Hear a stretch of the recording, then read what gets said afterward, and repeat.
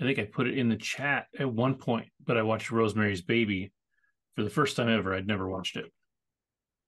I was a little worried because it's older, and older horror Yeah. tends to not scare me as much. Mhm. Um, and to a degree, it didn't scare me a lot. Um, but it, uh, it played out like an A24 film. Like if A24 if A24 took it today and remade it and changed next to nothing, it would be it would be a good film. That makes me want to see it. I Especially since it was filmed at the Dakota, which is like where John Lennon lived. And I walked by that building many times mm, on the Upper West Side. So now, yeah, you pretty much sold me on it now. Okay, cool. It's just yeah, been one of those movies that I've known about. They just haven't gotten around to watching. I know it's satanic. It's like she's for sure, delivering Hayden's for sure, baby. yeah. And I think knowing that kind of helps with the slow burniness of it. Mhm. Like you're kind of taking that in as you go. Um, but it's cool. It's good. I can see why it's been up there at the top of like the horror film lists for so long. Um, Again, I didn't like terrify me like it compared to other stuff. I've found that there's not a lot that I find overly terrifying anymore. It's got to have something that sticks with me more than anything else. I'm not going to see anything on the screen, any one thing that's like the scariest thing I've ever seen. So, um, that stuff is less common for me. You said what you watched this week. It hadn't been a ton, but you watched. Dude, my shit is anemic. Basically, I thought that the Foundation season one was 8 episodes. Wrong. It was 10. It's 10. So I started episode seven. I'm like, yeah, there's no way you're gonna do this. So but I did basically get to seven, so I can talk a little bit about what I've experienced so far for sure. But then I did watch Ahsoka, and man, like I mean, yeah, I mean, I know that like if I got chills and I haven't seen shit, like that means everyone who has seen Clone Wars and has seen Rebels probably got super rewarded. And it was cool seeing that Dave Filoni not only wrote it but directed it. So it makes Yeah, sense that the episode feels so epic. yeah. There was a ton of hype around it because the fourth episode was good. Like the fourth episode is really good, and it just ended in a weird spot. And then um, I don't know how it came out, but it came out pretty much instantly that Filoni wrote and directed episode five. So before the episode aired, like a week before, everybody was like, "Well, next week's gonna be hype," like everybody was like, "Yeah," and and it was dope. Like it was crazy, crazy good. Um, I might as well just talk about it since we're talking about it. But yeah, it definitely leaned on some lore that you don't have if you haven't watched the show, right? Like the world between worlds. I don't think you've really experienced in Star Wars if you haven't watched Clone Wars and Rebels. I think that the Emperor talks about it at some point in episode three Of when he's Clone talking. Wars? Yeah, no, of Rebels. Star Wars episode three. Oh, When he's talking about when he's talking to Anakin when they're watching that funky. Plagius? Okay. Yeah, yeah, sort of. Yeah, when they're having that conversation, and basically, at some point, Sidious says, if you master something about just how powerful you would be if you mastered the world between worlds, but it's been elusive so far. And so that whole thing with her and Anakin takes place in the world between worlds, and effectively, it's this. plane that's kind of between time and space, and you know, and all that. So, You know what I'm uh, gonna say though, man. huh? The reason why the world between worlds though is the coordinate. I mean, I don't know which came first, probably world between worlds. But in Attack on Titan, where basically Eren is talking to, the Mm-hmm. founder here, and Yeah. then all that is also outside time and space.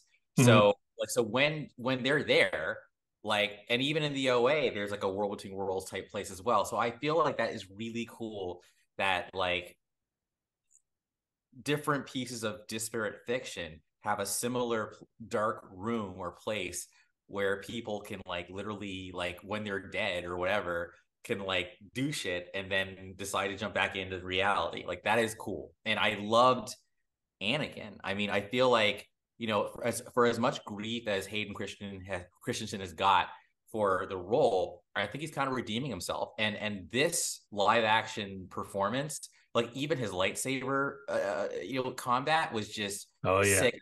I gotta jump in really quick. Like I actually took out my phone and recorded the scene where you see him walking ahead of her in the mist, and it transitions from Anakin to Vader back to Anakin.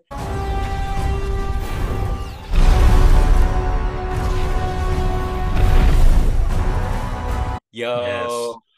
chills. It's That was yeah, go. there's been whole articles just about how that's probably the best shot in all of Star Wars. Just that one Yes, shot is probably the best shot. yes, And I agree. Like yeah, talking about it, I actually do. I got goosebumps just now. So like it's incredible. Like Filoni is brilliant. And um I think he, or what we're seeing in modern Star Wars with Hayden Christensen, is that all the dude ever needed was a good director. And I think Lucas lost his way on that stuff. I know that was always the problem with the trilogies, is that he was so far up his own, butt making these trilogies that he didn't, he lost some of the love that he had for it. And so he's not the world's greatest director.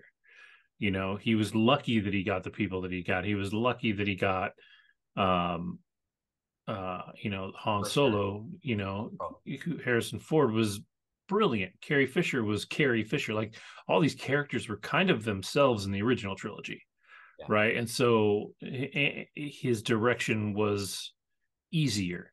And he had to guide Hayden Christensen, and he had to guide some of these other characters. And even Natalie Portman wasn't at her best in the trilogies, and she's amazing. So um, to see um, him get good direction is awesome. And there's footage out there of the fight that was supposed to be between him yes. and Dooku.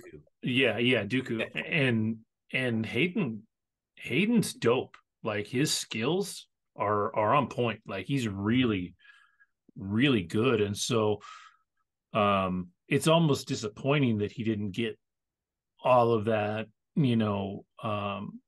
recognition, and didn't quite get to be as good as he is in the originals. But I'm glad we're seeing it now, and I'm glad for him that we're seeing it now.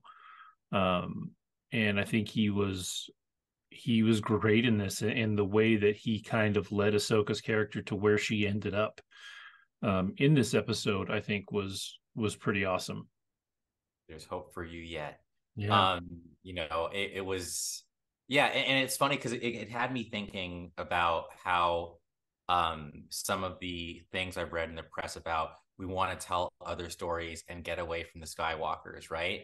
But then I was like, is that really the problem? Because Anakin showed up and he was the heart and soul of like the original, Star Wars, and he actually killed this. So no, I Mm-hmm. don't think people are sick of the Skywalkers. People are sick of lame ass storytelling. Like, I'm sorry, like stop pointing the finger at red herrings. You know what I Yeah. mean? Yeah.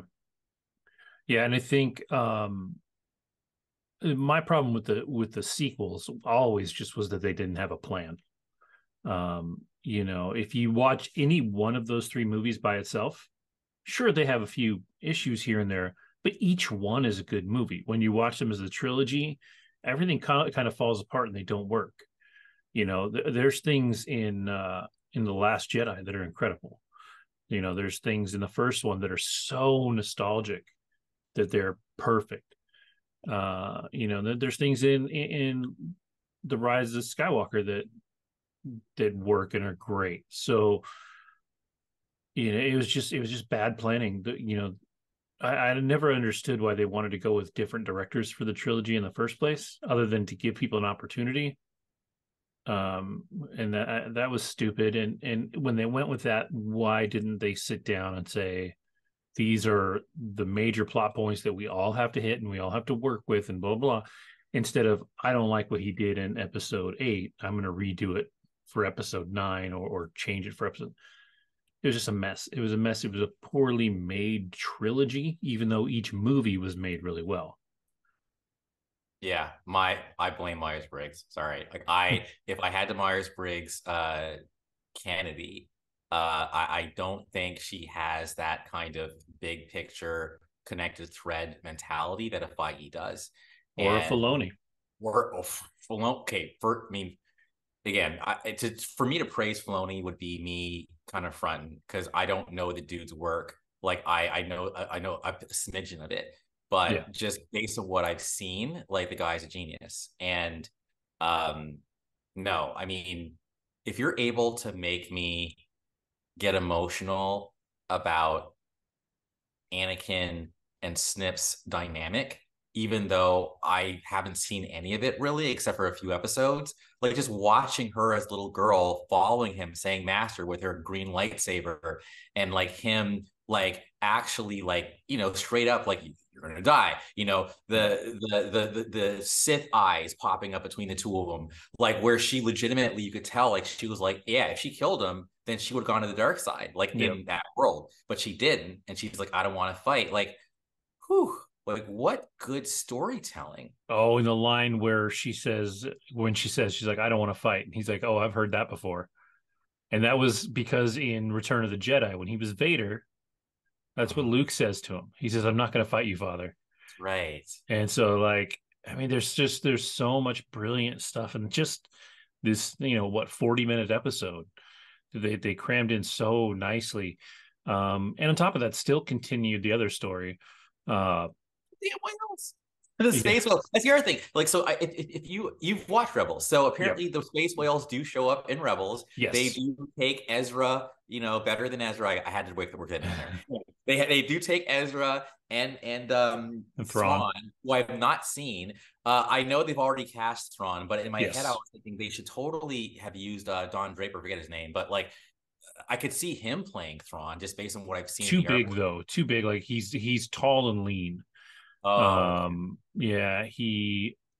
Yeah, he's almost physically built like the dude that played Dooku, like tall and lean, and So they cast the right guy.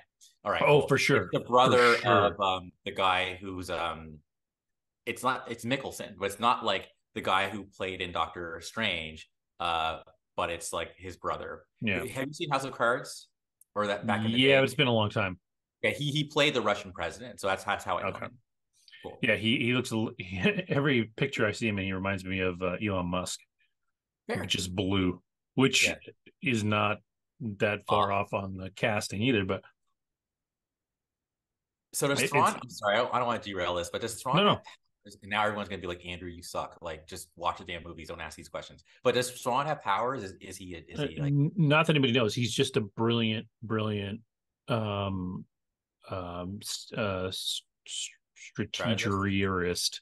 strategist? strategist. There we go. I can make words. But yeah, no, he's just brilliant. Like he's evil. Like he's just a bad dude. One of the shots at the end of and near the end of Rebels, he's just unloading on a town. He's just killing people. Like he's a bad dude. He doesn't care, who he hurts. Uh, he wants to, you know, be the Empire. He wants to feed the Empire. So, and he was never afraid of Vader. Like he stood up to Vader multiple times in Rebels and in the comics and things like that. Like so, he's not just some kind of bad guy that's part of the normal hierarchy, right? Like he wants power, and he's not afraid of anybody. He's super intelligent. So he's going to be interesting to see them bring him in so late into the show, because we only have two episodes left, I think. So at this point, I'm hoping we get a second season, because I think there's more to do with him, especially if you're going to bring back Ezra also. So yeah, there's a lot to do in two more episodes, because there's only six, right? Or is there eight? Now I gotta look. But yeah, I thought it was 8. So that shouldn't that be I 2? hope it's eight. I hope it's eight, because this was episode. Oh no, this is episode 5. So maybe there Yeah. is eight. Maybe there's still 3 more to go. Yeah, 8. Okay, good. Yeah, I want 3 more episodes. Like Well, I I really love do. how I just got chilled. Okay, so the first episode and the 5th episode Dave directed. Yeah, So I got chilled just reading his name, director. Like it's just like, yeah. yeah, like, you know it's gonna be good. Well, have you ever seen him? I mean, yeah, he wears like a hat, right? He's Yeah, got like Indiana Jones hat almost. Like he's super nerdy, and he almost looks like a wannabe cowboy half the time. Like, yeah, but I mean, man, the dude, he is the he is the hair Star hair. Wars Feige. Like he's the guy that loves this stuff. He Like that's the should thing be about Kennedy. yeah, he should be in her role. Yeah, the thing Period. about her is she was a business person. She's been Yeah. around forever. Like Ever. she's been doing this for a long ass time, and that's great. And she's fine as a business person or whatever. Yes. Not a But creative. exactly, hand the reins of creativity over to somebody that loves this stuff, because Filoni is killing it right now with his stuff. So yeah, I'm really excited for the next few episodes. But I'm glad that the episode wasn't wasted on you with as much stuff in there as there was that you wouldn't know, if you hadn't watched the show. Because I was really curious, because of how much of it relies on um, Rebels One and thing Clone I Wars. will say though is I think one of the reasons why I may have actually even dropped off of Clone Wars, frankly, and it is because of it's part of my nature, is the older I get, the more I actually don't enjoy watching people die, especially Mm, if I like them, right? So like if it's like a war and there's just random soldiers like die, whatever, that's cool, right? But these are clones, and every one of those clones is a clone of what's his name? Jango Fett. Jango Fett, and you get to know them, and Rex, and like they all have these personalities, and yet they're fucking dying against these droids, and it's just like Yeah. what? They don't want to die, and so I liked how you show Snips like actually feeling remorse and saying I got them killed, and he's like, you know, and she's like, "You're okay with that?" He's like, "No, I'm not okay with that, but it's war." I don't know. I just felt like the Clone Wars series. I didn't like the expendability of these real human. I mean, they're clones, but like that doesn't make them any less sentient. Yeah. Yeah, and they cover that, especially when you get into um have you watched any of the Bad Batch? No. That one's good too. It's still, like a lot of these, it go kind of waffles between a little too kiddie and a little too not. But when it's not kiddie, it's super good. And that's why I think if you watch Clone Wars and you just watch the essential episodes, it's a lot better, especially in the beginning. Like they really waffled around between what mattered and what didn't. And they had kind of like, they would have an ongoing story that would be like every second or third episode. And then there'd be some kind of filler in between or something like that. And I don't think they knew who they were focusing on at first. Is it Yoda? Is it Obi-Wan? Is it Anakin? Is it Ahsoka? Like they were bouncing through all this stuff. By the end, it became Ahsoka's show, Wow. and then Rebels is very focused, um, On Ezra. and arguably less kiddie than Yeah. majority of Clone Wars, even though the animation was weird. Like it is a different art style for sure. Um, but you get past that and it's really good. It's funny. I was talking to Opie, who started the show with us, and he won't watch them because they're cartoons and they drive him crazy, and he gets totally burnt out on them. And then so when he watched this last episode, he was like, he's like, "What the fuck, whales?" That's like, I was like, "Dude, you gotta watch the shows." He's like, "Nah, I'm not doing that." I was like, "Well, then you can't complain about, you know, I thought it was dope. Like I thought yeah, it was like that is dope that these whales can like fly through space and jump and shit. Like I'm yeah, like, give me more. yeah, And these whales played a key role in the end of Rebels. Like yeah, that's a cool ass call out. Like, yeah, yeah, I love it. And I also loved even the dynamic between the general and her kid and like and then that one guy who I'm sure I've seen in other places. I think I saw that one guy hate to use physical descriptors, but the Asian guy. yeah, Like yeah. I've He, seen he's him in he's in several Mandalorian. episodes of Mandalorian. Yeah, Yeah, he's good. I yeah, mean, it's all of it's good. Love it. yeah. That's awesome. So cool. I'm super excited for next week. Like I can't wait for the show to roll on. I'm disappointed. There's only 3 episodes left. Hope it gets a second season. With all the writer strike stuff going on, it's everything's up in the air and questionable. But at the same time, like, because what that does to things is it causes problems with existing contracts. So if you have actors under contract for 5 years and the strike goes on for too long, you can roll past that. um it's like, what was there was a TV series. Oh shit, I'm not I can't remember it now, but there was a TV series that took for Why the Last Man. They made Why the Last Man on FX, and they spent so long making it that by the time they made the first season, um people's contracts ran out, so they couldn't make a second season because they couldn't get everybody back. Like, it was the biggest reason it didn't take off, because it did relatively well. But the contract situation was so jacked because of everything that they went through.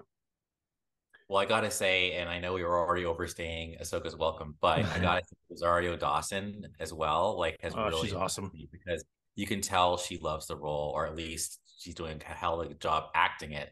But I really love her characterization of the role, and it's like she is Ahsoka. Yeah, So she's awesome. She's really really good. And the little girl that they cast, yes. a little bit of a stunt casting because she was in Marvel also, but she was great. She was really great. So yeah, so I'm super stoked for that. All right, so we'll move on from there. Let's see. So I watched everything in the fucking world somehow in this 2 weeks. Like, usually I go and I don't have anything, um, but I watched a lot of stuff. So I'll jump in really quick. Me and my kids have kind of moved away from the bad movies into a little nostalgia here. So this over the last 2 weeks, we watched Better Off Dead with John Cusack, going back to the 80s. Absolutely love that movie. My kids really, really enjoyed it. Nice. It is definitely a wacky, crazy comedy. Like, it's definitely not in the vein of realism at all. It's a lot of fun. We watched Groundhog Day, which Classic. absolute classic. They love that one. Which them liking these movies made me very happy, because these movies are movies that I remember. I want to get them to watch What About Bob? It's one of my favorite Bill Murray movies, but I wasn't able to find it, so I might just have to buy it and watch it with them. That's one that I should own anyways. We watched Ferris Bueller's Day Off with them for Awesome. the first time, which is awesome. Great to watch that one and go through that and just laugh. Like, I love Ferris Bueller's Day Off to no end. I've seen it. There's very few movies I've seen more than Ferris Bueller's Day Off. Um, and then we just finished So I Married an Axe Murderer. Michael Myers, that was their first Michael Myers experience. That movie didn't hold up as well to me as the other movies did. Like, it was still funny, but I think it was funny because I was familiar with Mike Myers at the time. It's very much a Mike Myers movie. So a lot of the things that he did, that he kind of created in Saturday Night Live, and the things that he did as an actor that made him funny back then, are very evident in that. And if you weren't already a fan of his, I feel like they don't quite play as well as they did back then. So that Fair. was an interesting one. Last night on Peacock, they dropped Fast X. Okay. So we are now officially caught up in the Fast and the Furious franchise, for good or for bad. It is certainly over the top. It goes absolutely bonkers. You'd think driving a Pontiac Fiero in outer space was the limit, but this one is just more crazy than ever. Like it's more preposterous than ever. It works as long as you accept it for that. Like Okay. they're fun to watch because they're just dumb and whatever. Um, it's got everybody in it: John Cena, Brie Larson, Charlize Theron, Jason Momoa. And it's funny because I hadn't seen this and I didn't know this, but we were talking about the Aquaman trailer in the chat, and I said, the thing about Momoa is he has this ability to go too silly. Mhm. Like he has a show on Apple TV called, I think it's just called C, and he's blind. It is a drama, and he's good in it. Like he does dramatic acting well if you find somebody that can kind of rein him in. He in Fast X is the absolutely unhinged psychotic bad guy, Okay. and he's just that much too silly. Okay. Like he would be really really good if they had reined him in just a hair. Um and but it's just it's almost too corny. Um I mean, it works because it's the Fast and the Furious, so you can't take anything seriously. But um, it could have been a little bit better. It definitely ends on a bit of a cliffhanger. They've always talked about Fast 11. The other thing that strikes me as weird with it is that it opens up with a flashback to Fast Five, I think, which was like another opportunity to put Paul Walker in the film. Mhm. And I'm like, at some point, they have to acknowledge the fact that this guy's not alive anymore. Like, he in the Fast and Furious universe, the character, as far as we know, is still alive. Fascinating. And Okay. like, some serious drama goes down in Fast X, and for him to not show up doesn't make sense. Like, as a character, as an actor, obviously he's not going to show up because he's not alive. Um, but for them to have never acknowledged it doesn't makes sense. Like he would be there for the shit that was going down at this point. Mhm. Um, because it's all about family. And and so like I'm very curious what they do with the next one because they have left it in a very, very interesting spot. Okay. Um, so we'll see. I don't know if they're doing a Hobbs and Shaw 2 because they set up at least more stuff for Hobbs and Shaw. But I know that Vin Diesel and The Rock aren't homies, so they, don't want to be in the same movie. Um, but if they got past that, it would make sense for Fast 11. Otherwise, there has to be a Hobbs and Shaw 2, the way they finished the Fast X. But if you like the Fast and the Furious movies, it's a Fast and the Furious movie. Like it's fun, it's crazy, it's stupid, lots of explosions, 30-minute car chases and stuff like that. So it is what it's Delivers. supposed to be. Yeah. So a lot of fun. Um, but then the big thing that I've been on, thanks to our dear friend Jen, who was on last time, we started talking about how spooky season's coming up. We're into Hollywood, or sorry, Halloween season.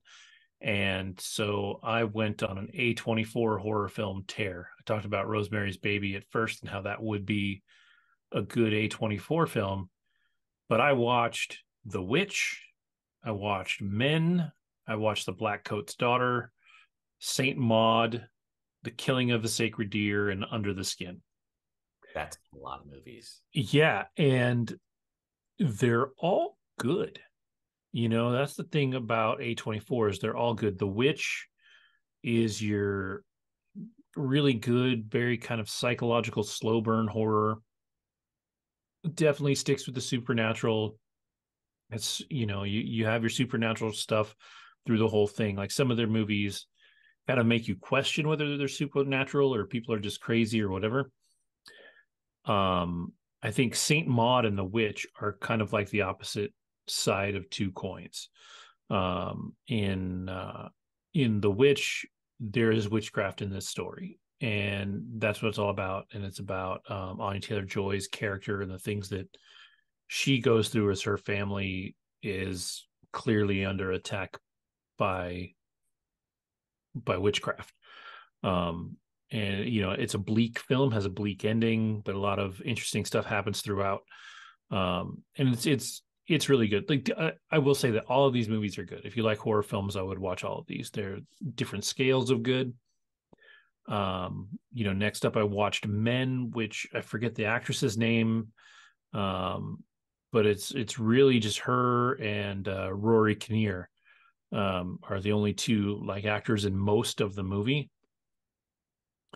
But she is on kind of a personal getaway to the countryside because her husband passed away, and so that has to break down in the story as to what happened with him.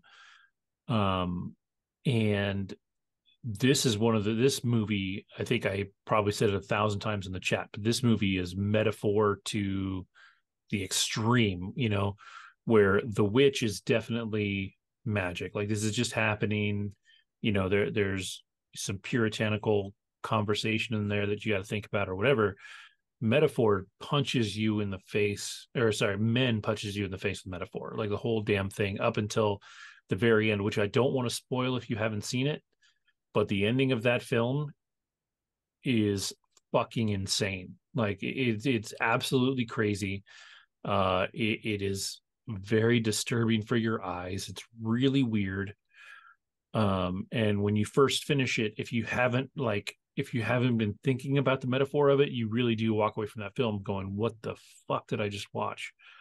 But when it settles in and you really start to think about what it means and what it's saying, like it's a movie with a message big time. Which I don't think every A24 horror film has. Some of them do and some of them don't. Um, but yeah, that one was a trip. Alex Garland directed it. Yes. So he also, I think of him as probably one of the most feminist male directors I've ever Yeah. seen. Yeah, because he Uh, did Annihilation with Annihilation, Ex Machina, yeah. Devs. So I think he's Mm-hmm. very, yeah. So he's like, Yeah, I yeah, forgot he about didn't Devs. I do, love Devs. yep. So he definitely, yeah, it makes sense that, you would kind of come away from the film knowing that this wasn't just like, I want to make a movie. Like there actually is like Yeah. he has something to say. Yeah, he definitely put some stuff behind it. So it's a trip. It's a trip. I forget what streaming service it's on, but you can stream it without paying for it right now. So um if you're on your horror movie bent, I would say do not watch it with kids. To be fair, I don't think any A24 movie Yeah. is particularly kid friendly unless they're late teens. They're all kind of crazy. Yeah. Um the next one that I watched Except for is what's it called? Everything Everywhere All at Once. I think kids can true, watch but that. I wouldn't mark that as horror though. You mean horror? Got it. Yeah. Yeah. Yes. The next one I watched was The Blackcoat's Daughter, which I had never heard of. Again, a very tight cast. And this one's a trip because it's two actresses. The one is Sabrina from Sabrina the Teenage Witch CW series. And Mad Men, what's her name? Never remember her name, but Kieran Shipka or whatever. yeah. Um, she she's good. Basically, she's a young girl going to a private school over Christmas break, and so her parents don't show up, and she's kind of all alone, and so the whole story breaks down and goes completely bonkers. Some other girl gets left behind with her, so you have these two girls in their interaction, and then you have this random story with Emma Roberts, I think it is, which is less of a story, but it's her getting picked up by this couple, and she's escaped a mental institution, is what we find out, and she gets picked up by this couple because she's kind of on the run, but we don't know why. Um, or like why she was in there or whatever, and then we go back and forth between these two stories. Again, I don't want to give too much away because it definitely makes a difference. I think the less you know about the Blackcoat's daughter, the better. This might be my favorite of all of the ones that I watched. It was good. Like it's probably the most solid kind of grounded horror movie there is. There's definitely a supernatural slash Good. crazy element to it. But it feels like it's not too over the top. It's not really selling you on a story or anything like that. It's just a good horror flick with a twist in it. Okay. And I liked it. And everybody did a good job. Again, a small, tight cast, and it worked really well. The next one was Saint Maud, which again I hadn't heard of. The girl is she plays Galadriel from the new Lord of the Rings. Oh, okay. Yeah. Um, Cool. Yeah. yeah, and she's got a funky name that is very like Irish or Gaelic or something like. Um, but basically, we don't know what happened, but at some point she was a nurse or a caregiver, and something really bad happened, and so she kind of quit for a little while, and she got back into caregiving, and now she's working for this former dancer who's in hospice, and our main character, she calls herself Maud. She has an actual name, Katie, I think, but she calls herself Maud, and she's very religious. And so this one is, like I said, it's kind of the opposite of the witch, where the witch is all magic and stuff. This girl is uh, arguably too religious. And so this one really, as you watch it, you kind of question whether all these, um, religious moments and feelings that she's having probably aren't God talking to her, and probably aren't, you know, um, you know, all these good or bad entities. It's probably her psychosis that's doing this, right?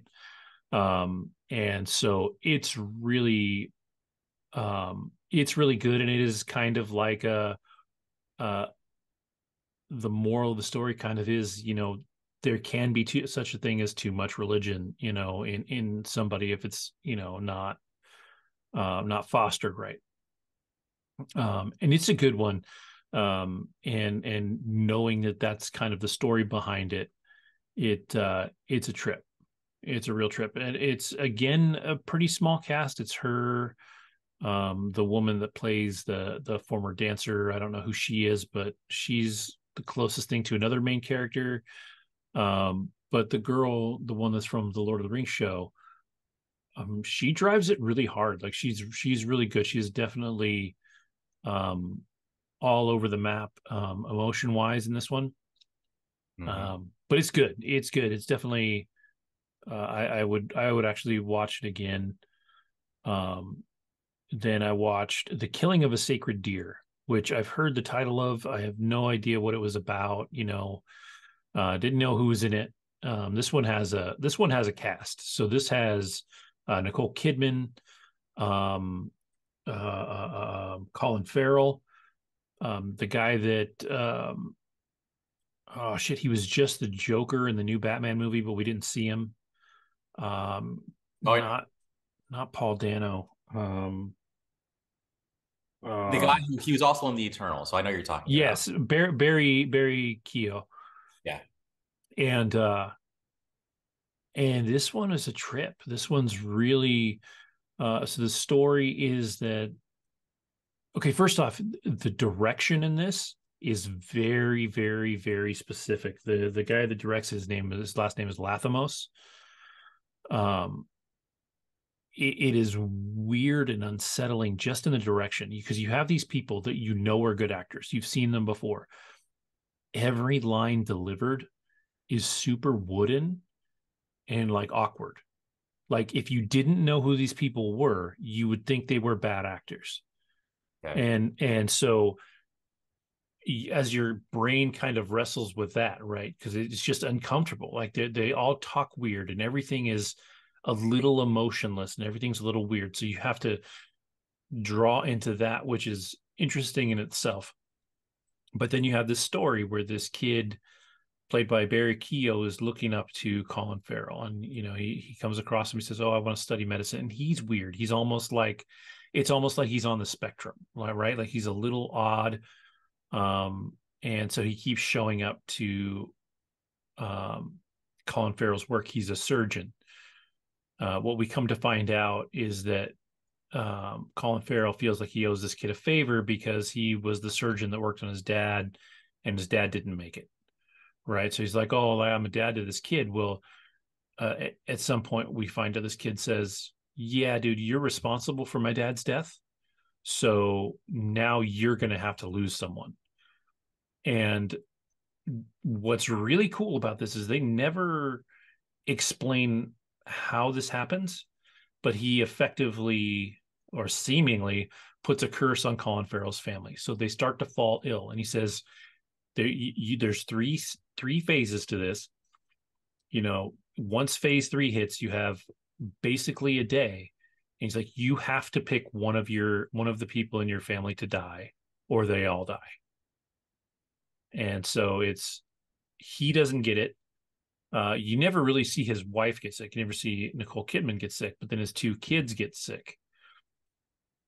And so like the whole point of this is that it's based on, was it from Homer, where somebody had to make a sacrifice, and when they were supposed to sacrifice their kid, they swapped him out with a deer, with a sacred deer, and that's the original Greek story.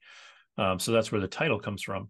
But in this case, he doesn't have a swap out, and it's such a bizarre movie, and it's so uncomfortable. Like I've seen some people listed as a black comedy, and I don't know if it quite falls that far into the odd that it's funny. But it's definitely worth a watch. It is an uncomfortable, weird watch the whole way. Like this kid, even after he has told Colin Farrell that, yeah, somebody in your family is going to die, the daughter still like falls in love with him. And that's all awkward because nobody has any real emotion, right? Like it's so bizarre, but like once you accept the bizarreness, it's like brilliant in its weirdness. Like it's not something that if you start watching it and you don't buy into the oddity of it, I think you would hate it. Like you just lose it. But by the time I was done with it, I really, really enjoyed it. Definitely a trip. Has it has a very defined ending to it based on the parameter set in the story. But what I thought was cool is that they never say, "Oh, he's a witch, he knows this kind of witchcraft and he placed this curse on them," and like they never ever try to break the curse. At some at points they're like, they don't believe it, right? They're like, "No, this can't be real," whatever. Maybe he's poisoning them, whatever. But no, like it's just however he did it. And it's a trip. Like a decision has to be made, and so it's wild. I liked it a lot. Like I said, it was weird and uncomfortable and funky. Like you got to get through that, but it was really good. I And then think, the whole oh, sorry. I was no, gonna go say, ahead, go ahead. I think so far of all the films that you saw, like it sounds like that one really did leave an impression on you because you gave it a lot of airtime. And so yeah, but you're right. Like this one, I liked a lot. I liked the Blackcoat's daughter too, a lot. And to be fair, like I said, I liked all of these. They're all different. I would watch all of them again. Killing of the Sacred Deer, I think, was special because of its weirdness. Like it's a weird fucking movie, and it makes it worth watching. The last one I watched is one that I've always heard of, and it shows up pretty high on a lot of these A24 horror film lists. And I don't know that I put it up as high as it is, and maybe I need to watch it again. It wasn't my favorite out of the ones that I watched, but I didn't dislike it. It's called Under the Skin, and this is Okay. Scarlett Johansson. And effectively it's just Scarlett Johansson and a bunch of people around her. Like it's just nobody else is a main, like is an actor you'd recognize. And basically she's an alien and she needs to, I don't know if she's feeding on people or if she's breaking them down um for spare parts or whatever they're doing with them when she catches them, but she seduces them. And if uh if you're looking for naked Scarlett Johansson, this is your movie. She's in there a couple of times. But it's, for what it is, it's tasteful because it plays to the character. She's very naive to the world. She has this job to do, and the opening scene is basically her being created and programmed, and it's from like from the outside, so you can't really tell what they're doing, and then she's just out there. But she's not a robot necessarily, but she's definitely like created for this mission, right?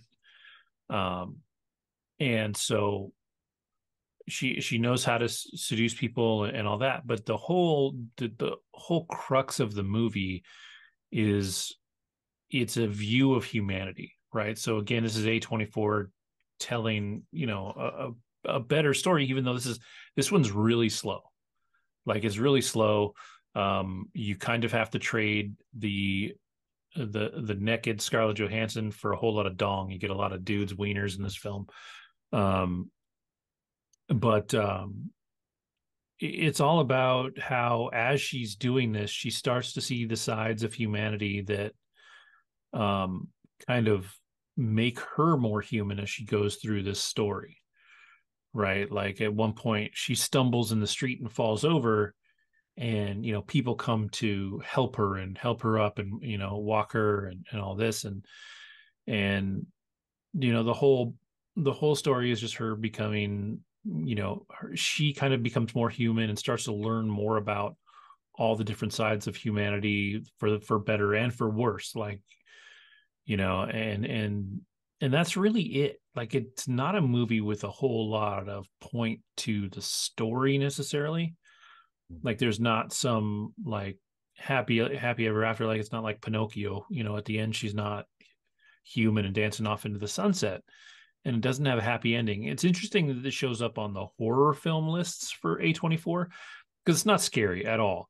I guess if you the way that she seduces and kind of kills the men, I mean she's killing people, so I guess, I mean, that's technically horror-ish, but it's not particularly graphic. There's one scene that maybe is a little graphic, um but it's not really bad. So it's definitely just a movie with a message, and it's kind of a showcase for Scarlett Johansson to just act, and she's good. She has some kind of accent. This all takes place in Scotland, so everybody else has an accent. Some people have crazy thick accents. um but at one point in the film she's got this dude that she's supposed to kill, and she has a change of heart and she doesn't kill him. Like she does, find humanity through the story. um and so it's good for that, for to see this lens of humanity in a different way, and to see how how she sees society treat a woman overall. And then she's, while she has a like semi British accent, she's in Scotland, right? So she's also um she's an alien, an actual alien, but she's also like an alien just to the area either way. So she's being treated as a, not native, by some people too. So there's a lot of humanity in the story to learn and take in. So it's interesting in that regard. I don't view it as horror.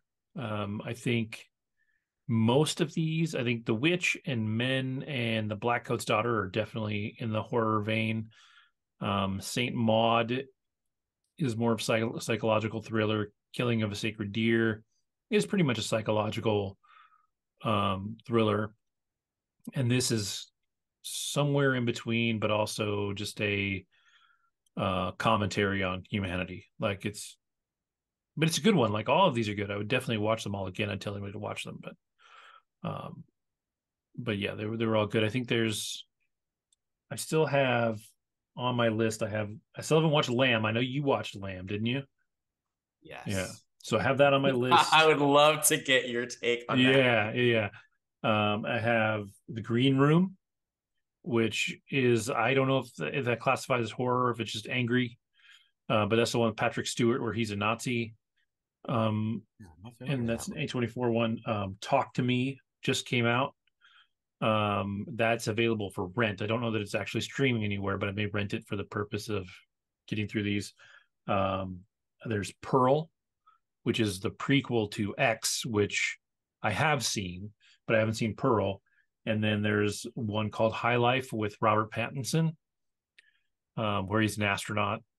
And then there's one called and then there's Beau is Afraid, which just came out earlier this year. Yes, that's Um, Ari Aster's latest. yeah, yeah. So I'm super curious about that one too because it's not the most Ari Aster film, right? Like it's not a blatant No. horror film. So I'm super curious about that one too. So hopefully I'll get to those in the next couple of weeks and go over those. But that is the gist. I have one more thing to talk about, but I'll talk about it after we talk about Foundation because I've totally just wrecked this show with my face and voice for so long that you got to let you back into the conversation here somehow. But yeah, that's my A24 watch. So six A24 movies plus Rosemary's Baby. And Yeah. so, yeah. That was a lot of gold. So I think there are those viewers out there who are looking for some new things to watch, some recommendations. I mean, you just got like 6 or 7 films Yeah. to check out, and they're all, going to be quality. None of them are going to Mm-hmm. suck, unlike Yeah. Lamb. Yeah. I would legit, I would legit recommend all of these movies, for sure. And if you're looking for stuff to intersperse into your horror movie marathons as we get closer and closer to Halloween, um, all of these play in somehow, pretty well. I think from what I heard, believe it or not, because I love social commentary, like it's Men and Under the Skin Yeah. Yeah. that I'm I think the I mean, like I said, the metaphor in Men is in your face, like big time. But I think when you walk away from it, I think you especially would get a lot out of it. It's really intelligent. nice. So Yeah. yeah. Word. Well, before we jump into Foundation, actually, I'll just like throw out there that so I remember seeing a article and I posted it on my Facebook that like Kevin Costner's ex was like asking for I want to say like $248,000 a month and something about her kids would feel deprived or something. It was just something ridiculous. Yeah. And then one of my friends posted a link to a clip from Eddie Murphy's Raw talking about alimony. So that got me like curious because I remember when Raw came out, like apparently it's actually I think the highest grossing comedy film of all time as far as like still to this day Yeah. in theaters. But I remember like back in 92 and 93, Eddie talking about how he had a little bit of regret around that film because he felt like he was really angry and bitter or whatever. But I'm like, I've never seen it. So I Oh, tried to really? like, yeah, I tried to find it. I was a cheapskate. I didn't like buy it or rent it. I just like found it on YouTube and watched like a whole bunch of like someone strung together most of it, but then the last maybe 10 minutes or I didn't see. But from what I saw, it was cool. Like it was, but it definitely felt like a time capsule. Like it's Right. 1987, Right. a lot different now. And Delirious, I remember loving. But then even as like I remember loving it in like 95. And then I remember trying to watch it like late 96. And it's crazy how it's just like a year and a half, but I was an RA. So when you go from high school to an RA on a college campus, which basically means you're exposed to all this other sociological stuff, one of the big ones, of course, is like LGBT. Then all of a sudden, when we put it in and he's spewing the F word and not the FUCK, but the FAG word left and right, like I'm like, oh shit. And so like we just took it out like Yeah. probably 15, 20 minutes. So and he even says like that wasn't cool. But anyway, I always thought Delirious was the funnier one. I'm gonna finish Raw and come back and let you guys know. But I think Delirious is funnier just because like the ice cream and like I just think that was younger Beverly Hills Cop Eddie. And I think that was like he was Yeah. fresh and that. Anyway, so I did watch that.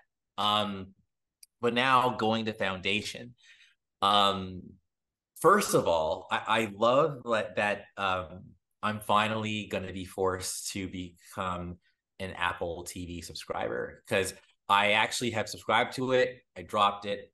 I am an Apple Music person, and Mhm. now my app actually said, "Hey, man, like, do you know you would save more if you just did Apple One? Like, you're wasting your money Yeah. right now." I have Apple So One right now. Yeah. yeah, so I'm going to do that. And you know, I do like Foundation. I do think for me, I would say it's like it does remind me of The Expanse in terms of Hmm. like, just like its kind of intelligence and then also the diversity of the casting. Um, at first, I wasn't seeing the Game of Thrones thing, but now that like what who used to be day is now dusk and he's a dick. Like there's a dick Cleon. Yeah. And now he's like spying on his fucking younger emergent. He's still Dawn, but he's like teen Dawn. Yeah. Like I'm like, what a dick. Like, well, you're an asshole. Like, I want something bad to happen to now the new Dusk. He's a dick. He's the one who started this whole war with Anacreon and everything. So I'm 3 episodes away from the end. And, I remember like hearing about Foundation and going, oh, it's probably whack. But I realized that I was mixing Foundation up with the Wheel of Time. Because I think Wheel of Time is also like a novel series, and that's on Amazon. And Yeah. apparently, that I've heard is not that good. Whereas Yeah. That one. Foundation, it's like, yeah, for me, it's another Expanse. Like, I don't think it's like, oh my god, but it's also not whack. And I was definitely in after the first episode, after like the whole space bridge tunnel thing, like when Yeah. 100 million people died. Like for some reason, I'm attracted to darkness. I'm attracted to like tragedy even though I don't like it. Okay, if it's like faceless tragedy, I'm down. If it's like a bunch of people dying that I actually know, I can't take it anymore. Anyway, so 100 million people, you can't know all of them, but it's gravitas. So that's my opening salvo into my take on Foundation, and I know that we're eventually going to see both seasons, and then we're going to bring back the individual Saloni who even got me to watch it, and then we'll just have a conversation about it. So over to you. Yeah. No, I'm into season two. I haven't finished season two, but I'm into it.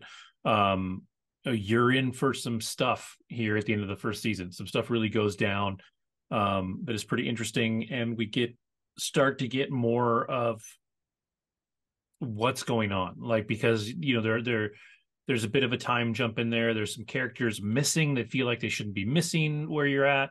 So we get more of that. Um, but yeah, I'm really excited for you to finish the first season. I talked about it before, but I dig this show. I think it's really good. Obviously the acting's great. You have this great cast. Um, Everybody's solid. You'll get more of what's his name near the end and into the beginning of season two. Yes, good. Um, it's interesting because if you look at the IMDb page and you look at the cast, it says that he's in like every episode. And I think there's a lot of episodes that he's not in the first season. Yeah. And I was like, okay, what am I missing? And so, um, but it's good. It's a trip, and I think it feels like his character, and then the two, depending on which timeline you're in, the two Dale black and then girls, yeah, yes, it feels like they're the main characters, but a, in a way, it also feels like all of the brothers are be a honest. big deal too. Yeah, there's a lot of stuff going on with them, um, especially with the younger one. By the end of the first season, like some crazy stuff goes down with that. Oh, really? Yeah.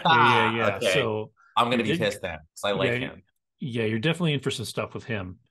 Um, and it definitely just sets up some stuff. Like it's gonna be it's going to be pretty crazy.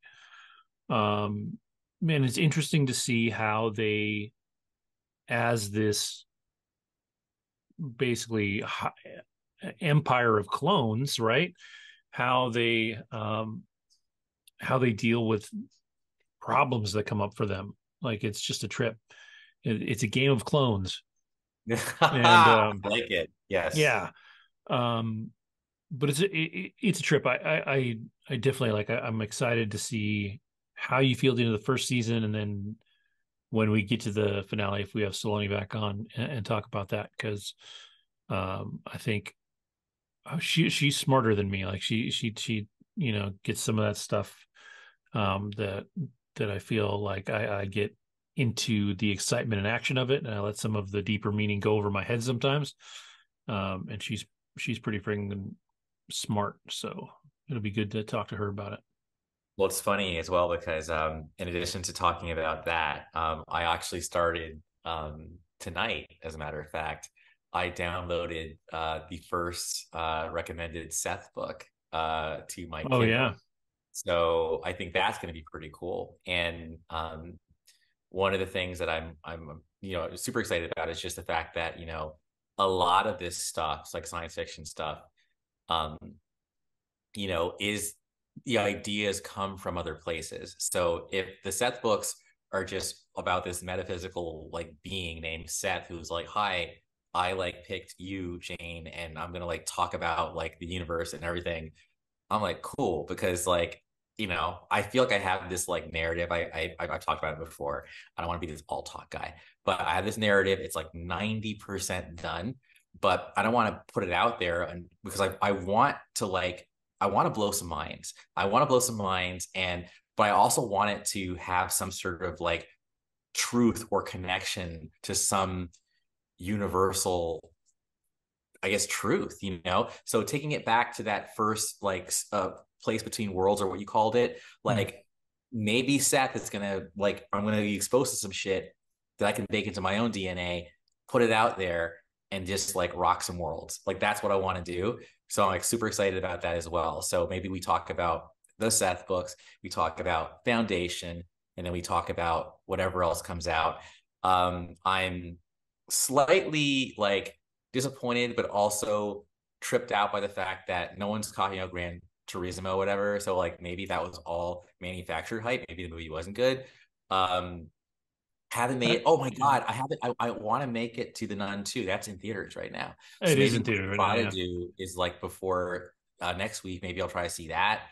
Um, but yeah, I'm just really impressed. I'm okay. One more thing. This is like a ramble, but like you are putting it down for all those listeners out there, like, and you want to see some like good vibes between like the people on this show. You're about to see some good vibes. Kevin, thank you again for like holding it down, like being pretty much the guaranteed person on the show week after week. And then not only did you like always come out consistently, but you watch not one, not two, not three, not four, not five, not six, but like 7 movies. And that was just the A24 stuff. And you just name dropped a whole bunch of stuff from the 80s. So for all those people, who are not like me, because like when I want to watch something, I just pick it. I never ask people, what should I watch? Right. I just said that mockingly. I didn't mean to mock people who do that. But anyway, if you like want advice on what to watch, then good, because you have someone who's holding it down for you. I mean, you've got gold. As a matter of fact, of all the episodes I've been on, I don't think I've ever heard this much gold dropped in one sitting. it So was a you got lot. I don't know how. I've never come in with this much content before an episode, even with 2 weeks off. So it's crazy, but I haven't had as much like work that I've had to focus on in the last couple of weeks, so that has helped too. Like I've gone through a movie or two, here and there a day. So it was a lot easier to get stuff. And I've got one more recommendation. Um and this is a series. So Netflix has a show called Dear Child. It is a German show, and it is I don't know if it's because I was working and watching it or if it's actually good, but the dubs are solid, so I was able to watch it in English and not look over. The voice acting is solid. I don't know how it lines up because again, I wasn't staring at the screen the whole time. But this show is very much a psychological thriller. Um, it it reminds me a little bit of the movie Room with Brie Larson. The Oscar for that, didn't she? She did get the Oscar for that. And the story is sort of the same on the surface. So it starts off, this woman escapes from this. She's been a captor for however long. I think we ultimately find out she's been a captor for like 5 months. And she escapes with a little girl.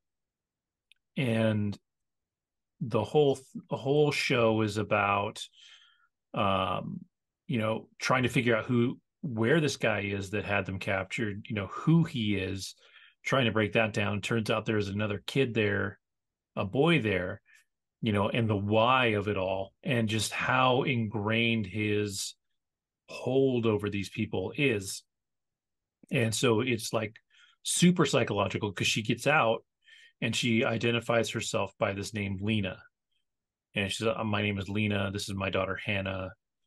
Blah, blah, blah. Well, it turns out her name is not Lena. Her name is Jasmine. So this guy that had her was forcing her to call herself Lena. Wow. The girl, Hannah, is not her daughter, but even the girl calls her mom. And we find out she's had many mommies, like over time, all of them Lena. And it's crazy, and it's like super trippy, and it points when this girl Lena or Jasmine is kind of trying to break out of the mentality of being imprisoned by this guy. She hears his voice all the time, like telling her to do the things that she had to do. She had a routine when she was locked up. She had to use the bathroom at 7 a.m., at noon, and that's all she could do. If she didn't, she was punished. Whenever dude walked into the room to see them, the kids had to put their hands out and show both sides of their hands, and so did she, just to show that they didn't have anything, that they weren't gonna do anything wrong or do anything to try and hurt him. And it's really, really interesting because it's not graphic in the way that the woman and the kids are treated necessarily, but it's definitely psychological. Like you can see like the mental gymnastics all of these people are going through all of the time to deal with what they go through. And the little girl is she's a little girl, but at the same time, like the more you watch her, the more you're trying to figure out, is she on the side of the woman, is she on the side of Yeah. Papa, and whatever. And it's really good. It's short. I think it's only 6 episodes. It's based on a book. It's not going to get a season 2. It's a limited series, and so it's got a beginning, a middle, and an end. So 40 minutes to an hour per episode. I think 45 minutes to an hour per episode. Quick watch, really. But it's good. It's good, and the twists and turns are in there. I think it's not really obvious who the bad guy is. And so it keeps you guessing, and definitely throws some really kind of neat twists and turns in there. I saw something that kind of compared it to like Gone Girl in the psychology of it. And I think that's sort of fair. I mean, you're involving kids in this one when you weren't in Gone Girl, and Gone Girl was a little more sexual. You had a little more of that tension in there that's not in this one. But it's solid. Like it's really good, and I think um, I'm starting to see that maybe the Germans make some pretty good TV. Like Dark was really good. I really like Dark. And this is really solid. So I would definitely say to check it out. Like I said, it's quick, 6 episodes and it's done. And it's a trip. It's a trip to see the way that everybody kind of reacts in the situation, and who's good and who's bad and who's whatever. And yeah, I enjoyed it. Word up. So, And it's on Netflix. So how did you yep. find out about it? Like, yeah. You know what? I saw it. because I use Just Watch all the time to find out what I'm Oh, going to watch next. Well, yeah. on their main page, they have like what's hot on whatever this week, Anything. and that was up there, so I watched it really quick. That reminds me, I started and haven't finished, so I don't want to talk about it too much yet. There's a show called what is it? Who is Aaron Carter? As in like the singer who No, died. Oh. no, All no. right, Peter. Um, it it's kind of it's sort of a psychological thriller, but it's a little more fun. I had a comparison for it before, but it's definitely not as heavy as Dear Child. Um, but it's fun. The cast is good. It's the one with Jamie Bamber Oh yeah, from Battlestar Battlestar Galactica. Galactica. Yeah, yeah. And I like that one too. I haven't finished it yet because I've been putting in, watching stuff that I think deserves to be watched kind of all at once. And who is Aaron Carter? Um, could probably be watched all at once, but it's not as like intense that if you take a day off and come back to it that you feel like you're missing something or whatever. But it's been a lot of fun. So I want to finish that one and see how that one is. That was at the top of Netflix's streaming charts for a little bit too. So I'm going to go back and check that one out too, and finish that. So maybe I can talk about that next week. And then if our friend Jen ever decides that we're cool enough to hang out with and comes back, I'll she got bring me that. started on the show on Apple TV called The Changeling, Mhm. which is an interesting one. I don't want to talk about it too much because number one, I don't Yeah. even know if I have it all figured out yet. So if she comes on, we'll talk about that. So another piece, just as a two breadcrumbs, I know that the final episode ever of Attack on Titan, I believe the announcement date is November 4th, I want to say. So I'm super stoked for that. And then of course we also got the Monarch, which is like the organization. Mm-hmm. They're the shield basically of the Monsterverse, and that looks dope. That's gonna be an Apple TV. I want to say this fall. So that's Mm-hmm. going to be really cool. I actually surprised I did not watch the Aquaman trailer yet. I watched the snippet, but not the whole trailer. Am I missing anything? It's Aquaman too. Like, I mean, it really is, and it's like I said, it's the same problem that I have with Momoa is sometimes he's just too funny. Like he's too, and I think in person, I think that's who he is, and I think it works in person. Like I've only heard that he's an amazing dude, so I'm not knocking him at all. Um, but for the character stuff, it comes out just a little too over the top. Yeah. And then it's going to be another CGI fest. Yeah. Like the first one, and it was too much. Like that was the problem, and it's what everybody bitched about Ant-Man and Quantumania was that it's too much CGI. Spy Kids for adults. Right? Yeah, and so it doesn't look like they really reeled anything in. And so I don't know. I probably won't see it in the theater this time. Like it doesn't tie to anything. There's no point to it. Yeah, I think I'm with you because that Yeah, was the only MCU film I actually considered walking out of. Like, not MCU, dude. DC. Wait, Yeah. DC. That's the only Well, I did walk out of another one, but like, but before I walked out of Shazam 2, I legitimately was at the edge of my seat wanting to walk out of Aquaman. And I was like, oh, Yeah. I'll just sit here. And then by the end, I was like, thank God it's over. Um, my ADD asked one more thing I'll share is as a kid, I was fucking obsessed with King Kong. Like anything Oh King yeah. Kong, I was all about that shit, right? And believe it or not, my first impression of King Kong, because I was born in 77, was not the Fay Ray 33 one. It was the Jessica Lange one Yeah. with the World Trade Center. And that's how I even knew what the World Trade Center was that damn movie. Now, I never actually have seen it from start to finish, ever. I've only seen the end. I've only seen the beginning or parts of it. And I remember one of the first times I got in trouble as a kid was NBC. I'm such a nerd. NBC was playing it, and I live in Nova Scotia, mind you. Okay, so 9 o'clock, like So prime time was 9 o'clock for us, not 8 o'clock. So when the movie started at 9, I remember sneaking to try to watch it, and then I got in trouble. But anyway, point is, you can watch the 1976 King Kong on Paramount Plus. I Oh, started it. nice. I haven't finished it yet, but I started it. And I gotta say, it said introducing Jessica Lange. So that was her first role. And I gotta Wow. tell you, man, she was pretty fucking hot. Like Hmm. I'm like, I get why they picked her to like be Dwan. Her name is Dwan. Like whatever. That's a weird ass name. But anyway, her name's Dwan. She is totally ditzy, like, but it's the 70s, right? And she's this hot, blonde who like has like a perfect jawline, and she's just like all hippie and whatever. And she's the only one on the damn ship. Some of the stereotypes are kind of weird. Like I didn't know how I felt about they go to the fucking like island, and then like the chief guys like will give you like 10 of our women for one of her. I'm like, what the fuck? Anyway, that was weird.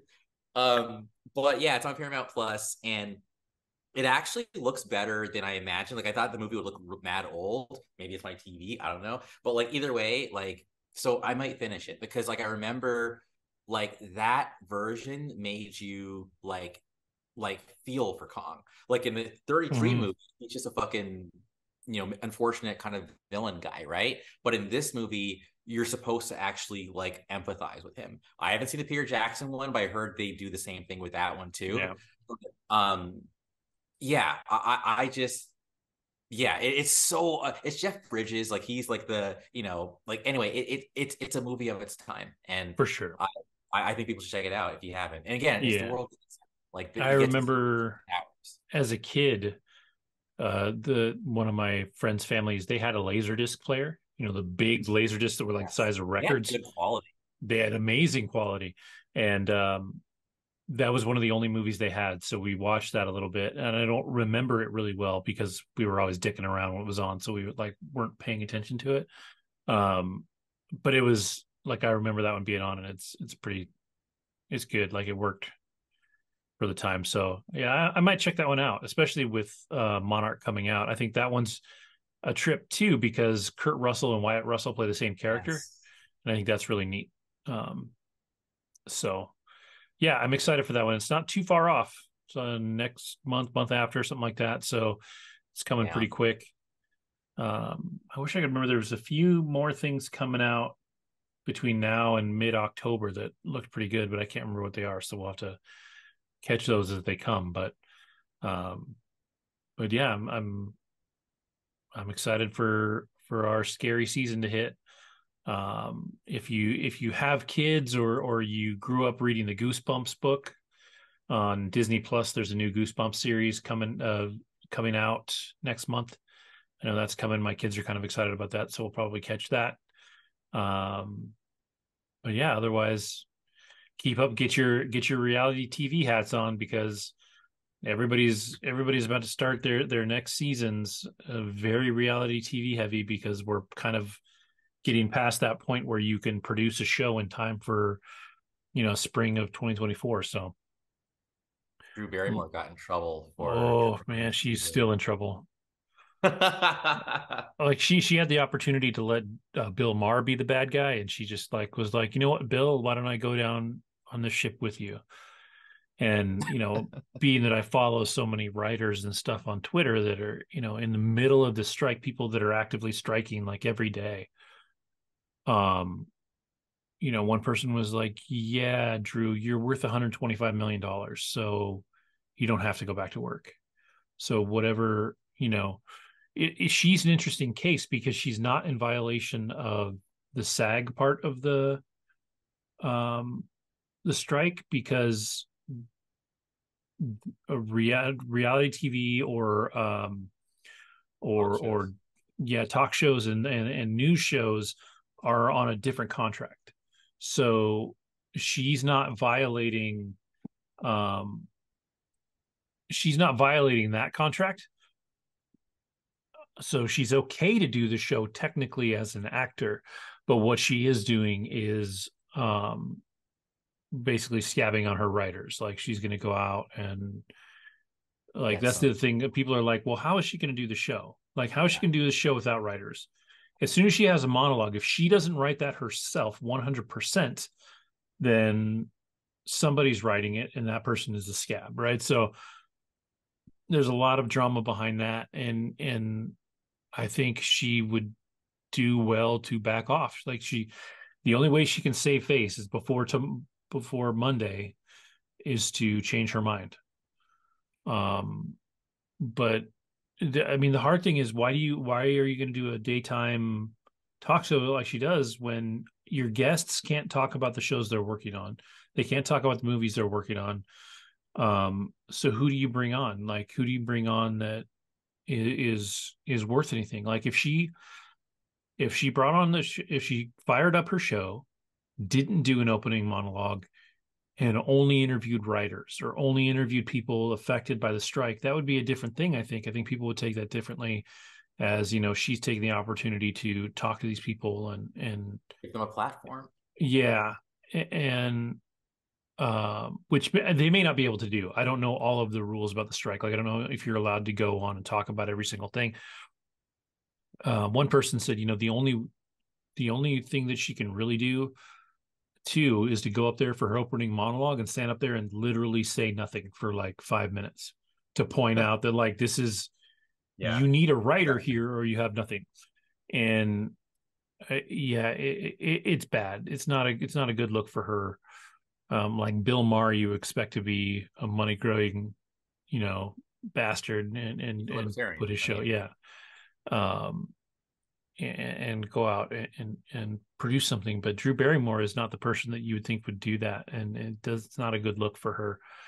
And she's gonna get reamed for it. She's gonna take a lot of shit for it. It'll be interesting to see, speaking of people getting reamed or not good looks, it'll be interesting to see if uh oh my gosh.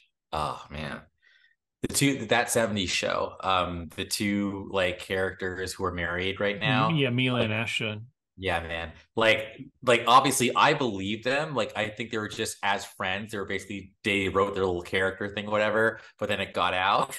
And then they had to like go on like camera and be like, and I saw the video and they did look remorseful. Like they Yeah, looked like, like we did not mean to like, devalue or discredit anyone. Like just please fucking know that.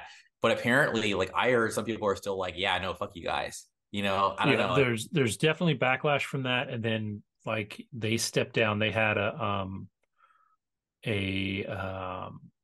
organization that dealt with child oh no. abuse, like, or whatever, and they stepped down as the people, as like, I don't know if CEOs or whatever, but as top people, they stepped down from that organization because of the backlash that they're getting, which I think is the right thing to do. I think Yes. if To you've made take that away mistake, yeah, you don't want to draw attention from the actual um, fight that these people are cause. making. And I don't dislike either one of them, and I don't hate either one of them. I do think they probably should have. I know it's their friend, but when you're Topher didn't. talking, Someone pointed that Topher out. didn't do it. Yeah, Topher did not go in and do that. Yeah. Um, there were a couple other people from the show that did too, that didn't get blasted in the same way, and I can't remember who it was. If it was Kurtwood Smith, maybe, or something. I Somebody know, man. else. Yeah, somebody else. Also did it and just didn't take the same heat. But yeah, I think for what he was being charged with, I know like he needs friends to stand up for him or whatever to try and get his sentencing down. But what he did was bad. And like bad. Like I didn't realize it was bad as it was. Like in my mind, I didn't even know what it was, honestly, but he had done some like yeah. Harvey Weinstein level stuff where he was just kind of creepy and weird and like, here's my wiener, and I'm a jerk or whatever. And then when I saw the sentences that got dropped, I was like, fuck, I did not realize that it was that bad. And so I was like, shit, and that's on me for not ever, following up on the story and seeing what's going on. Um, but yeah, it's just it's a bad look to give any kind of Support. positivity behind it. It sucks, because yeah, they were his friend, and I watched that 70s show. Like, I'm one of the I people did that time, loved yeah. Hyde. Like, I love that 70s. It was one of my favorite comedies of all time, and I liked Hyde, and I always liked him before I knew what he did, obviously. Like, I liked him on the ranch. was a lot of fun. Him and Ashton Kutcher, and he actually he got kicked off of the ranch because of this stuff. It was him and Ashton Kutcher and Sam Elliott and the girl from 24, Alicia Cuthbert. And it was a lot of fun. It was a really funny show. And like when he got kicked off, it was weird to me that he got kicked off, right? Like I was like, it didn't really work on the show anymore. Um, and and like I said, I didn't understand the scope of it. Like I didn't know how bad it was until I saw the sentence come down. I was like, oh shit, because I mean, we're talking life in prison. Yeah, he's done. And yeah, and I was like, that's not like, you know, you touched a girl and she said no, and you did it for another 2 seconds, and whatever. Like this was like bad. Real. And not that what I just said is okay too. Like if a girl says no, fucking stop, please. By all means, stop. Do not make a woman uncomfortable. Listen, but I didn't realize what we were dealing with, and for him to get the sentence that he got, I was like, okay, because even if he gets out on good behavior or whatever, like he doesn't get out till he's 70, right? And so I was like, oof. Yeah. So I hope that the women involved got at least the closure that they were trying to get. I know that it was an uphill battle because they're fighting Scientology, which is not an easy feat. It's a really easy battle to lose. It's interesting too. Leah Remini made a post today, I think. She's working on a documentary or a book or something like that, but she actually posted the picture of the dude that is Scientology's fixer. Like the guy that goes, and he's like, no one's ever released a picture of him, like nobody. And she had it and she released it's going to be in this book, and she put it on Twitter and all that. So with regards to the protection that Scientology affords the people that do bad things in Scientology, hopefully we're going to start to see a change in that, and not have that be so bad. I think today, I don't know that Russell Brand is in Scientology. Russell Brand just got hit with 4 counts of sexual assault and rape. So I did not hear he's about fucked. this. Yeah, this is today. So his career is in deep shit. Not that Russell Brand is like the All biggest I name in the know him world, but for was like, no, but he dated what's her name, Katy Perry, man. I think yes, they've yeah, been married actually, or yeah, at least dated. But like, yeah, huh? yeah. So he's in deep shit. So I mean, just like as a rule, dude, how about just don't disrespect women? Be a good man if you're out there dating. Be good to women, please. You know, they're kind of awesome. Um, and and you know what? I hope if these people are out here doing this shit, I hope they start getting busted more and more and more. Like, let's kind of make it not okay anymore. Like, Weinstein was like the first domino to fall, maybe, but we didn't need to see Katy more of Perry those. described Russell Brand as controlling during their marriage. It was just like a tornado. 12:47 p.m. today. So yeah, as you said, Yeah, I they want to were say, only married for 14 months. Yeah, yeah, it's a wrap. yeah. So yeah, I like I said, I hope anybody that has done these things gets called out on it. It needs to not be okay in Hollywood anymore, and it needs to not be brushed under the rug, and not just in Hollywood, anywhere, but Hollywood is famous for it, right? You had the casting They called. couch, and you had I was just about to say that. yeah. Yeah, So hopefully we start to see that shift into something better, also. So yeah, 100%. glad we And ended on a that's positive our note. public service. Yeah, no, that's our public service announcement. Yeah. Like if you guys remember in the 80s, like Mm. you knew the The episode more you was know, serious. That, but I was gonna say, like, at the end of the episode of the sitcom, like there'd be clapping at the end during the credits, yeah, yeah, right? But then there's a silence, yeah, and then they do the credits. That's when yeah, that was a real episode today. yeah, That's one of those. So maybe yeah, there'll yeah, be no like music at the end of this one. We'll just be like, yeah, yeah, yeah. That's how you knew it was hardcore. Because they're like, oh no, just yeah, we're sad. credits roll like a Mr. Belvedere when the kid got touched wrong. No, Mr. Belvedere, you took it back.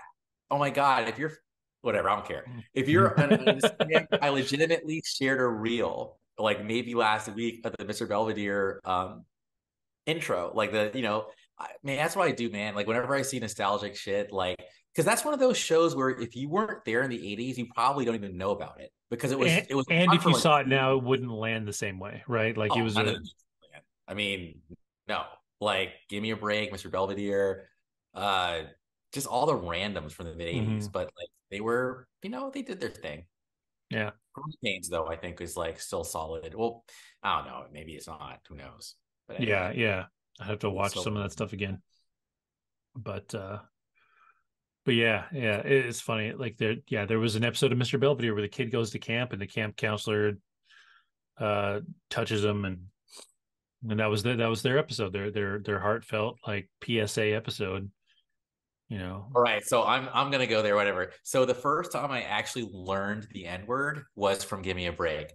So Really? Joey Lawrence, as a kid, apparently dresses up like it's like I guess Nell Carter had like a black church or something, like something.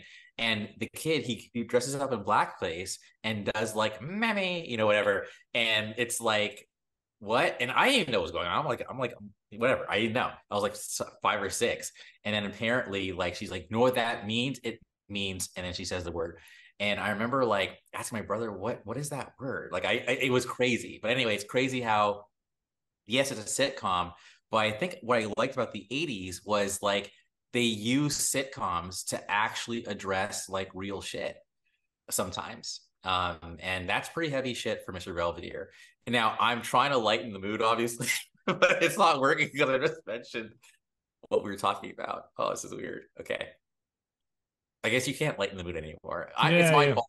I brought it up with Bastion Twitter, so I'll own it. But yeah, like it's just yeah, it's the way of the world. But I hope that we are turning a corner. I Like think we are. We have to I be. We're way too transparent as a society these days. You can't get away with shit. That's the difference. Like you can't. It's yeah, an information society. yeah. So So we shall see. But with that, I don't know that I have uh anything else to talk about this week. I feel like I talked about every damn thing under the sun, but I think somehow we managed with all that crap I spewed to keep this at a reasonable length, which is nice. yes. So yeah, I don't know. You got anything else? Nah, man. Nah, I'm All good. right. Then with that, I will say thank you for watching. Thank you for listening because the podcast is caught up on the audio. So if you're watching the audio, this should release at the same time, and be up to date. So we're good there. So with that, thank you for watching. Thank you for listening. Have a great week, and we'll see you next time. Peace.